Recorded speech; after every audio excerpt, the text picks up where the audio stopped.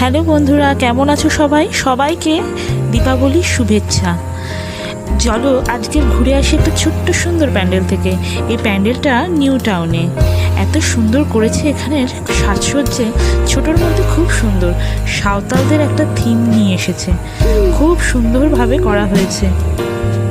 আমার তো ভীষণই ভালো লাগলো ঘুরে। তোমাদের কেমন লাগলো অবশ্যই কমেন্টে জানিও। আমার ভীষণ ভালো লেগেছে।